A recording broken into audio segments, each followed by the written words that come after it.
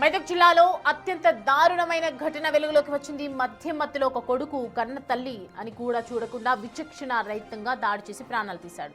జిల్లాలోని రాజుపల్లి గ్రామంలో ఈ విషాదం చోటు చేసుకుంది.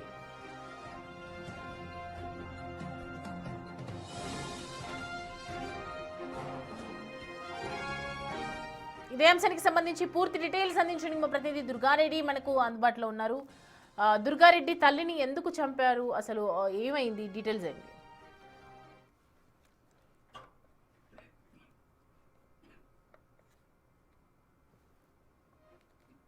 మద్యం తాగడానికి డబ్బులు ఇవ్వలేదు. తర్వాత తనకు వచ్చిన పింఛన్ డబ్బులు, బంగారం అన్ని కూడా నగల మీద డబ్బులు ఇవ్వాలని చెప్పి ప్రధానంగా డిమాండ్ వ్యక్తం చేస్తూ మద్యం తాగి వచ్చి ఆ తల్లిని, 4 మాసాలు మోసి కనిపించిన తల్లిని కర్కశంగా కట్టెతో దాడి చేయడంతో ఆ వృద్ధురాలు అక్కడికక్కడే మృతి చెందింది. ఆ తర్వాత కూడా తను పారిపోయే ప్రయత్నం చేస్తే ఆ గ్రామస్తులు ప్రతిఘటించి పోలీసులకు సమాచారం అందించారు. పోలీసులు అక్కడికి చేరుకొని మాత్రము రాములను ఆ విచారణ చేసి అరెస్ట్ చేసే పరిస్థితి కనిపిస్తుంది.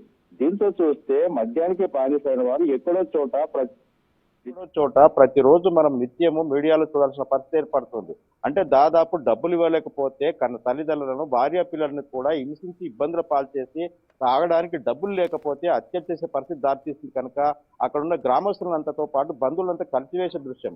ఎందుకంటే వృద్ధురాలు రేపో మాపో చనిపోతుంది. కాటికి పోయే సమయంలో కన్న కొడుకు ఆదుకుంటాడనుకుంటే కర్కశంగా దాడి చేశాడని ఆమె మనసు చలించిపోయిందని చెప్పి ఆ గ్రామస్తులు ఆవేదన చేసే పరిస్థితి కనిపిస్తుంది. కుటుంబ సభ్యులు, బంధువులంతా కూడా అక్కడికి చేరుకోవడం జరిగింది. దాంతో పాటు పోలీసు సంఘటన ప్రాంతానికి చేరుకొని ఆ నరసమ్మను మాత్రము మెదక్ ప్రభుత్వ ఆసుపత్రి తరలించి ఆ పోస్ట్ మార్టానికి మాత్రము అంత్యక్రియలు పూర్తి చేసే ఏర్పాట్లు అయితే చేస్తున్నారు. గ్రామంలో కూడా మరి యొక్క ఎవరైతే రాములు ఉన్నాడో తన కొడుకు చనిపోవడంతో మిగతా వాళ్ళు ఏమైనా దాడి చేసే అవకాశాలు ఉంటాయి. కనుక మిగతా వారు అక్కడ ఎలాంటి సంఘటన అంటే పునరావృతం కాకుండా భద్రత ఏర్పాటు చేసినట్లు పోలీసు ద్వారా మనకు కొంత సమాచారం అయితే అందుతుంది. దీంతో పాటు రాములు గతంలో చాలా సందర్భాలకు కూడా మద్యానికి బానిసగా అయి చాలా డబ్బులు కూడా అడిగినప్పుడల్లా ఇచ్చింది. ఆ తర్వాత కూడా ఇప్పుడు ఇవ్వను, నా దగ్గర లేవు అని చెప్పి నిరాకరించడంతో ఒక నరసమ్మను అతను దాడి చేసి చంపినట్లుగా కొంత సమాచారం అయితే అందుతుంది. పూర్తి విషయాలు మాత్రం రాములను అదుపులోకి తీసుకొని విచారణ చేసి అరెస్ట్ చేస్తే పోలీసులు వెల్లడించే అవకాశం అయితే మనకు తెలుస్తుంది.